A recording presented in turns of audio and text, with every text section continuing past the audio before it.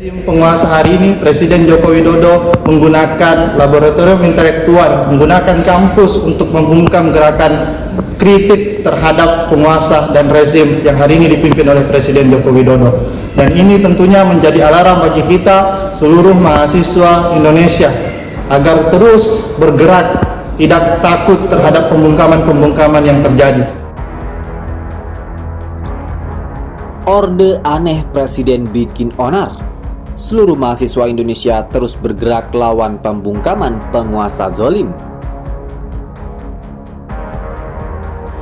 Itu kan sudah sejak lama ya. Dulu ada yang bilang saya ini kelemar-kelemar, ada yang bilang juga saya itu pelongo-pelongo. Kemudian ganti lagi, ada yang bilang saya ini otoriter. Kemudian ada juga yang ngomong saya ini bebek lumpuh, dan baru-baru ini ada yang ngomong saya ini bapak Bipang, dan terakhir ada yang menyampaikan mengenai the king of lip service.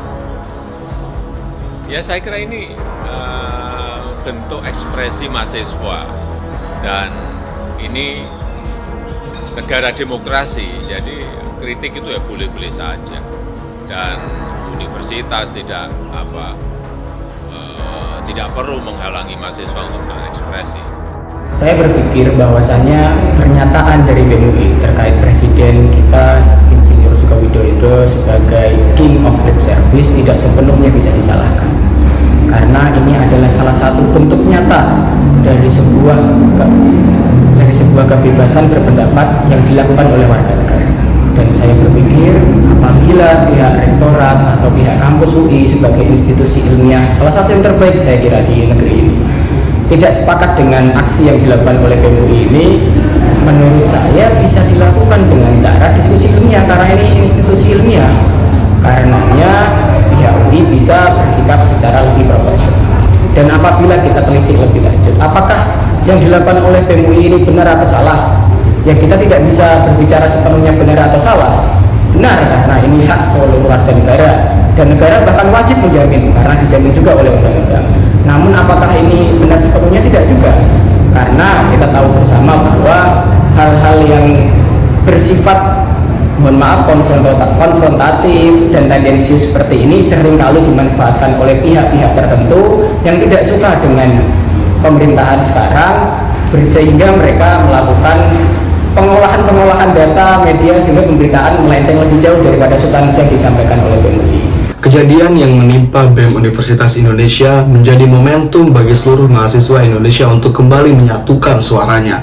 Kami sadar bahwa sekarang ini aksi-aksi, baik itu aksi kreatif maupun aksi kejalan, dipenuhi teror dan kami dibungkam.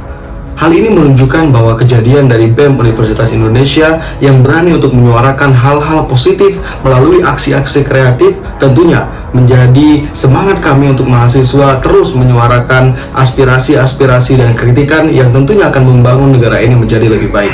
Kami sadar bahwa mahasiswa harus terus bersuara, walaupun dengan penuhnya teror dan penuhnya cara-cara yang untuk membungkam kami selaku mahasiswa. Jadi, hal ini tentunya akan menyuarakan semangat-semangat mahasiswa untuk terus menjadi agent of change dan juga akan menjadi social control bagi Indonesia ini. Kami ingin mengingatkan beliau, Bapak Presiden kita, untuk bisa memastikan perkataan-perkataan yang beliau sampaikan sesuai dengan realita di lapangan. Karena kami melihat banyak sekali kontradiksi antara perkataan beliau dengan apa yang terjadi di lapangan. Misalnya pertama terkait pernyataan beliau bahwa beliau rindu di demo. Sayangnya banyak sekali represivitas yang terjadi ketika kami melakukan demo. Contohnya pada tanggal 1 Mei, lebih dari 160 mahasiswa mengalami represivitas ketika melakukan aksi hari buruh di Jakarta. Selanjutnya juga terkait pernyataan beliau mengenai revisi UU ITE. Sayangnya pernyataan beliau tidak sesuai di lapangan, di mana yang terjadi justru adanya buku panduan dan juga penambahan pasal 45C, rencana penambahan pasal 45C yang justru semakin membahayakan demokrasi kita. Tim penguasa hari ini, Presiden Joko Widodo menggunakan laboratorium intelektual, menggunakan kampus untuk membungkam gerakan kritik terhadap penguasa dan rezim yang hari ini dipimpin oleh Presiden Joko Widodo. Dan ini tentunya menjadi alarm bagi kita seluruh mahasiswa Indonesia agar terus bergerak, tidak takut terhadap pembungkaman-pembungkaman yang terjadi. Jadikan pembungkaman-pembungkaman ini sebagai momentum batu loncatan untuk terus melakukan perlawanan atas dasar kepentingan masyarakat Indonesia. Yang mana kita ketahui bahwa kritik, menyampaikan pendapat, dan ekspresi di muka umum tersebut juga dilindungi oleh konstitusi. Jadi teman-teman jangan pernah takut bahwa kita ini ibarat per, ketika dilakukan tekanan-tekanan, pembungkaman-pembungkaman, maka tunggu saja hasilnya, ada loncatan besar, ada loncatan spektakuler yang dilakukan oleh mahasiswa Indonesia untuk perubahan negeri tercinta ini.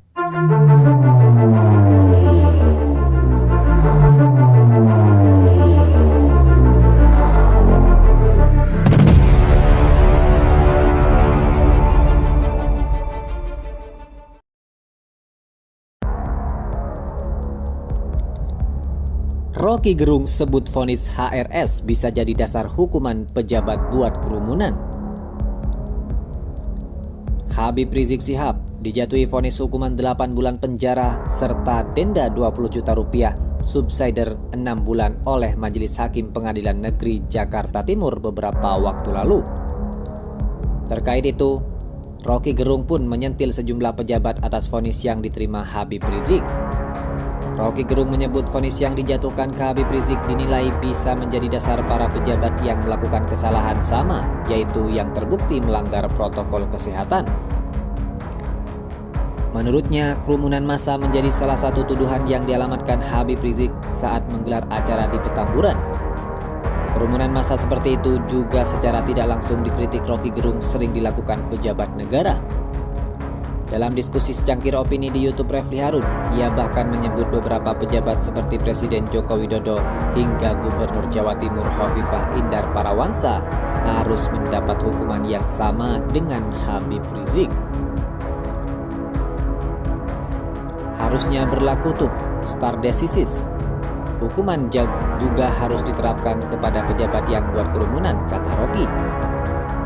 Stare decisis adalah presiden, prinsip atau aturan yang ditetapkan dalam kasus hukum sebelumnya yang mengikat atau persuasif tanpa harus pergi ke pengadilan untuk peradilan. Itu artinya, kata Rocky, jika Habib Rizik telah divonis 8 bulan penjara, maka sesuai dengan stare decisis Presiden Joko Widodo dan Hovifah serta pejabat negara lain yang membuat kerumunan otomatis harus dihukum penjara. Habib Rizik ajukan banding dengan vonis yang telah dijatuhkan hakim.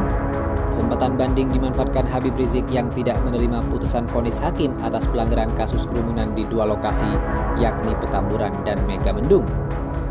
Banding putusan hakim tersebut diungkap kuasa hukum Habib Rizik, yakni Aziz Yanuar, yang menyampaikan bahwa permohonan banding akan ditempuh kuasa hukum Habib Rizik. Meski ditegaskan Aziz jika kliennya sebenarnya sudah menerima putusan vonis hakim karena merasa sudah lelah menjalani proses hukum yang berlangsung.